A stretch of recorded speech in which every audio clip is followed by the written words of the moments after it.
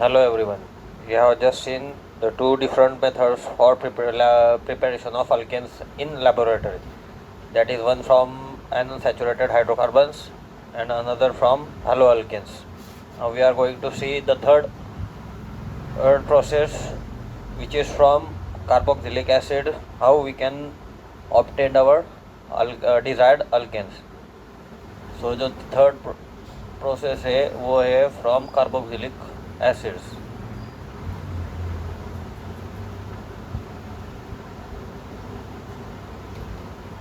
जिसमें एक्चुअली दो general methods है जिसका यूज़ करके अपन अल्केन्स को डिराइव कर सकते हैं फ्रॉम कार्बोक्सिलिक एसिड.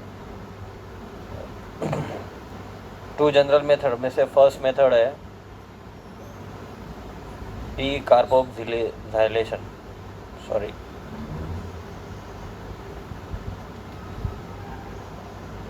या फिर उसी को आप बोल सकते हैं डी कार्बोक्सिलेशन. इस प्रोसेस में सिंपली जो CO2 है कार्बोक्सिलिक एसिड में उसको रिमूव किया जाता है एंड देयरफॉर इसको कहा जाता है D carboxylation. The process in which CO2 is removed from carboxylic acid is called as decarboxylation. और लोअर अल्केन अगर प्रोड्यूस करने हैं तो ये मेथड सबसे बेस्ट है फॉर प्रोड्यूसिंग लोअर अल्केन्स. इस मेथड में जो प्रोसेस की जाती है उसमें सबसे पहले sodium salt of carboxylic acid is heated strongly with soda lime.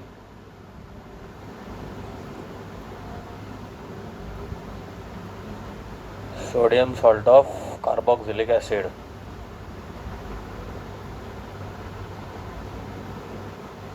इसको हीट किया जाता है विथ सोडा लाइम. अब सोडा लाइम मतलब क्या रहता है? तो सोडा लाइम मतलब वो मिक्सचर रहता है सोडियम हाइड्रोक्साइड का और कैल्शियम ऑक्साइड का. इसमें से जो CaO है दैट इज कैल्शियम ऑक्साइड, इसका सबसे मेन फंक्शन है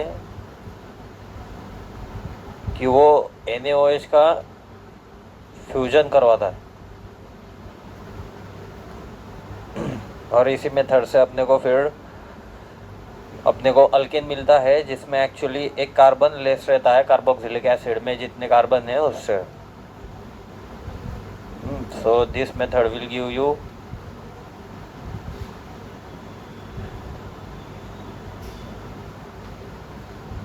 one less carbon than in carboxylic acid.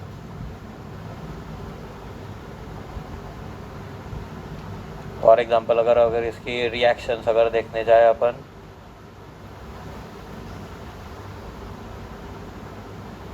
तो कुछ इस तरीके की रहेगी. ये रहा अपना एक कार्बोक्सिलेट RCOONA और इसकी रिएक्शन अगर करवाई NaOH के साथ, दैट इज सोडा लाइम में से इतनी चीज़ों को अपने को ज़रूरत रहेगी. हीट देनी पड़ेगी, उसके साथ टेम्परेचर 630 केल्विन तक बढ़ाना पड़ेगा और सोडा लाइम में ये रिएक्शन करवानी पड़ेगी. तो वहाँ से अपने को अल्केन मिल जाएगा जो अपना डिज़ायर्ड है वो. फॉर एग्ज़ाम्पल अगर यहाँ पर लेने गए, ऊपर की तो जनरल इक्वेशन हो गई, अगर मैं ले लेता हूँ सोडियम एसीटेट और इसकी रिएक्शन अगर सोडा लाइम के साथ करवाता हूँ विथ सेम कैटलिस्ट, तो इसमें मुझे मिल जाएगा CH4 मीथेन और दूसरा जो प्रोडक्ट रहेगा वो सोडियम कार्बोनेट रहेगा. इसी तरह अगर मैं और एक एग्जांपल लूँ, CH3 CH2 COONA और इसकी रिएक्शन अगर करवाता हूँ सोडा लाइम के साथ विथ सेम कैटलिस्ट, तो मुझे यहाँ पे मिल जाएगा इथिन. तो सेकंड प्रोडक्ट तो वही रहेगा सेम जो पहले था वो. तो सोडियम प्रोपियोनॉइड से मुझे मिलेगा इथेन। अगर आप यहाँ पे अच्छे तरीके से देखेंगे तो यहाँ पर मेरे पास 2 कार्बन थे और जो ऑप्टेन हुआ है उसमें एक ही कार्बन है। सिंपली सेम सेकंड एग्जांपल में देखोगे तो 3 कार्बन है जो कार्बोक्सिलिक एसिड मैंने लिया है, पर जो प्रोड्यूस हुआ है उसमें 2 ही कार्बन है। तो यहाँ से भी ये भी बस क्लियर हो जाता है कि कार्बोक्सिलिक एसिड्स की जो डिकार्बोक्सिलेशन वाली मेथड है जिसमें एक कार्बन लेस रहेगा कार्बोक्सिलिक में जितने कार्बन है उससे। ओके, तो ये हो गई अपनी फर्स्ट मेथड ऑफ जिसमें कार्बोक्सिलिक एसिड से अपन अल्केन को ऑब्टेन कर सकते हैं।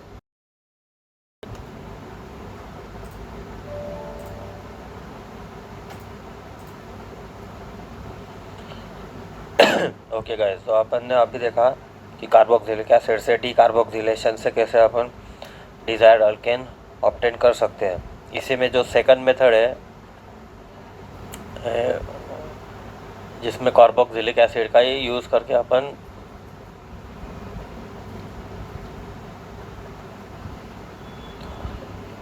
अल्केन को ऑब्टेन कर सकते हैं। जो सेकंड मेथड है उसकी वो है कोल्बेर्स इलेक्ट्रोलाइटिक मेथड।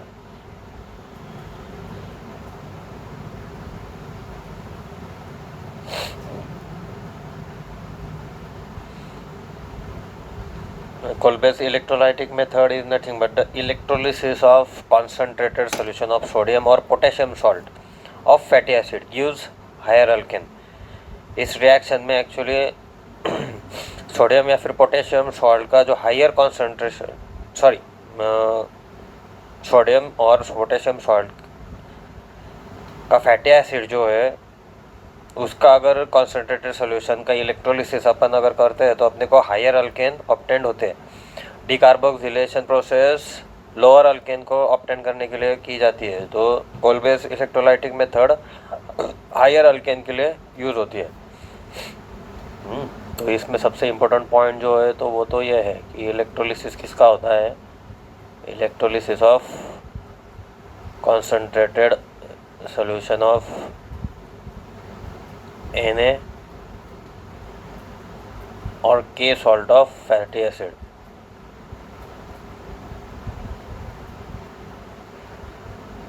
और जिससे अपने को मिलता है हायर अल्केन। इसी रिएक्शन को कोल्बेस इलेक्ट्रोलाइटिक मेथड भी कहा जाता है, जिसमें CH4 can not be obtained from this method. अब इसमें जो प्रोसेस होती है वो इस तरीके की रहती है। अगर एट एनोड साइड अगर देखा जाए कि एनोड पे कैसी होगी, तो एनोड पे रहेगा कि सपोज करो सोडियम का कार्बोक्सिलिक एसिड लिया है, इसका होगा डिसोसिएशन जिसमें Na+ अलग होगा और RCOOO- अलग होगा। फिर उसमें जो RCOO- है उसमें से वापस से एक इलेक्ट्रॉन अलग होगा। इलेक्ट्रॉन डोनर अपन इसको कह सकते हैं। जिसमें से इलेक्ट्रॉन डोनेट हुआ है उसी के ऊपर वापस से फिर उसमें वापस 2 पार्ट हो जाएंगे। जो अल्काइल ग्रुप है वो अलग हो जाएगा और CO2 अलग हो जाएगा। और 2 अल्काइल ग्रुप जब मिलेंगे तो वो बनाएंगे हायर अल्केन। इस तरीके की प्रोसीजर होगी एनोड साइड पे। अब उसी जगह पे अगर अपन ले कैथोड पे क्या होगा, तो कैथोड पे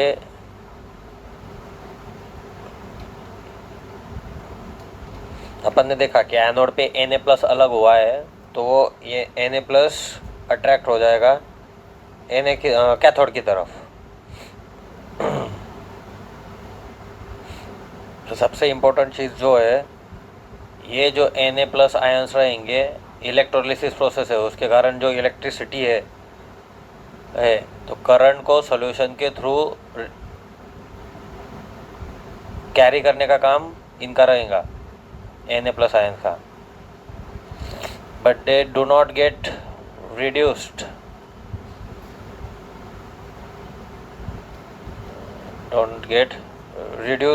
एट कैथोड, मतलब कैथोड पे वो रिड्यूस नहीं होंगे।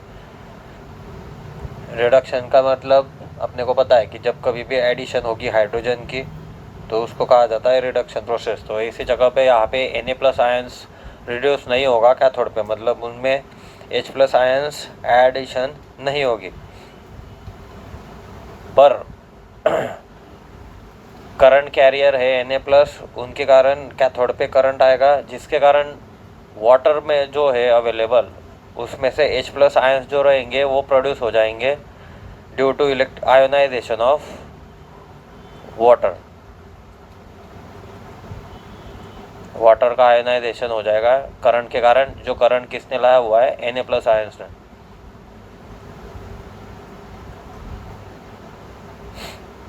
और ये सारी प्रोसेस होगी कहाँ पर, एट कैथोड। रिएक्शन इस तरीके से रहेगी वो, अगर देखा जाए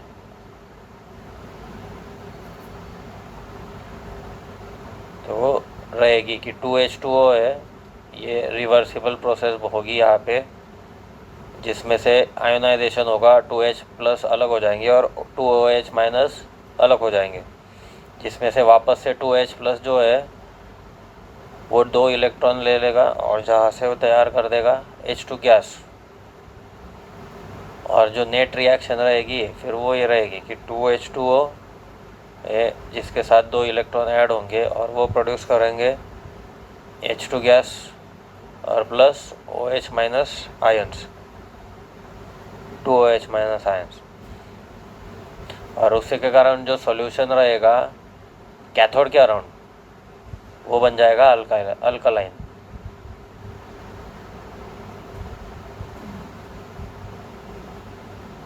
क्योंकि वहाँ पर कॉन्सेंट्रेशन बढ़ जाएगा किसका, OH- का। And as we know OH- ions अगर ज़्यादा रहते हैं तो वो हो जाता है बेसिक इन नेचर। तो जो सॉल्यूशन कैथोड के अराउंड है वो हो जाएगा बेसिक इन नेचर। और अब ये सारी प्रोसेस हो जाएगी इलेक्ट्रोलिसिस ऑफ सोडियम एसिटेट, इस तरीके से दिखेगा। अगर एक एग्जांपल लेते हैं अपन, ले लिया CH3COO Na, तो ये हो गया सोडियम एसिटेट जो एक्वियस फॉर्म में है। तो यहाँ से हो जाएगा CH3COO- अलग और Na+ अलग। Na+ चला जाएगा करंट कैरिंग करके कैथोड के पास,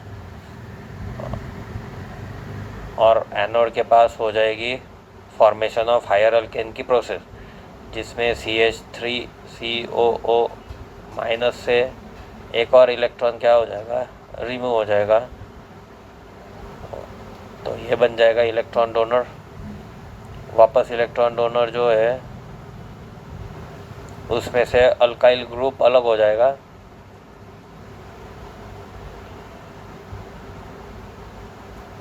और कार्बन डाइऑक्साइड अलग हो जाएगा। और जब 2 अल्काइल ग्रुप एक दूसरे से ज्वाइन होंगे तो वहाँ पे तैयार हो जाएगा अपना अल्केन, जो इस केस में रहेगा इथेन।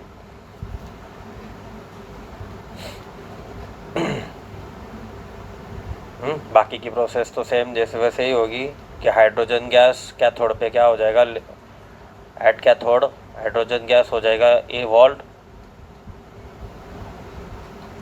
OH- आयंस के कारण सॉल्यूशन कैथोड के पास हो जाएगा alkaline in nature, that is basic in nature. ठीक है, इसमें सबसे ये हो गई अपनी कोलबेस इलेक्ट्रोलाइटिक मेथड। इसमें सबसे इम्पोर्टेंट पॉइंट जो है वो ये है कि ऑड नंबर ऑफ कार्बन वाले अल्केन्स जो है इनको अगर प्रिपेयर करना है तो ये वाली मेथड यूज़ की जाती है। और कोल्बे का इलेक्ट्रोलाइटिक मेथड ने सबसे इम्पोर्टेंट फाउंडेशन दिया था इलेक्ट्रो ऑर्गेनिक केमिस्ट्री का।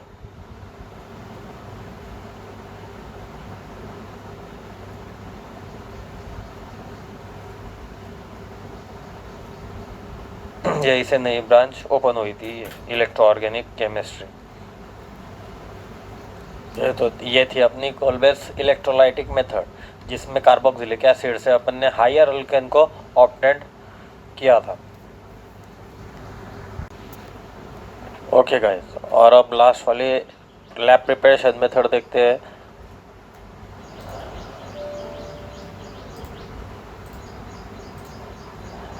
जो है जिसमें अपन अल्कोहल से अल्केन्स को ऑब्टेन करेंगे।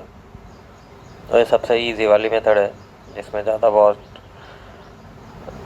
डिस्कशन नहीं है। इसमें सिंपली एक ही है कि आपको अल्कोहल का रिडक्शन करवाना है और आपको अपना डिज़ायर्ड अल्केन जो है वो मिल जाएगा। इस प्रोसेस में रिडक्शन करवाने के लिए अल्कोहल को आपको हीट करना पड़ेगा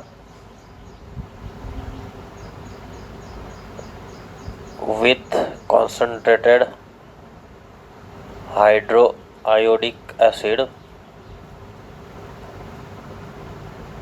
and red phosphorus at 423 Kelvin and pressure रहेगा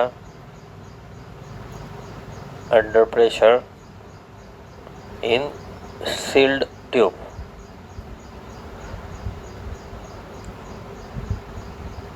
और इस प्रोसेस से आपको आपका ऑब्टेंड हो जाएगा अब अल्केन।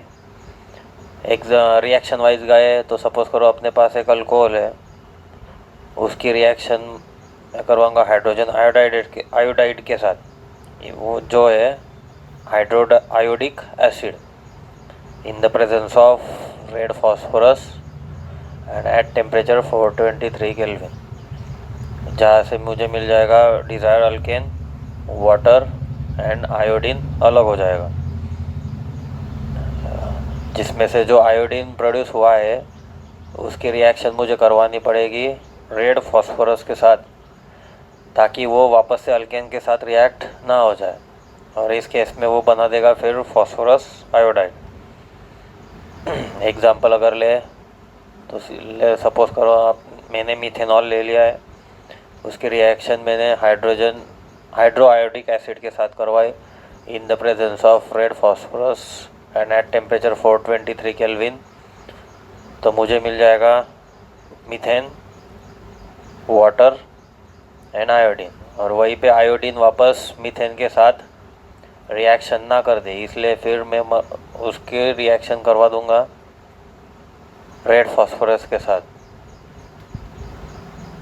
जिससे फिर मुझे ऑब्टेन्ड हो जाएगा मेरा डिज़ायर्ड अल्केन।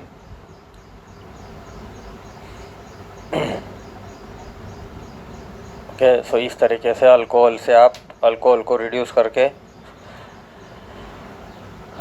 अल्केन ऑब्टेन कर सकते हैं। इसमें रिडक्शन प्रोसेस इस तरीके से हुई है कि CH3OH ये था अपना अल्कोहल मीथेनॉल, जिसमें अगर आप देखोगे तो हाइड्रोआयोडिक एसिड था, उसमें से हाइड्रोजन रिमूव हुआ है और वो हाइड्रोजन इधर OH माइनस को हटा के उसमें क्या हो गया है, ऐड हो गया है।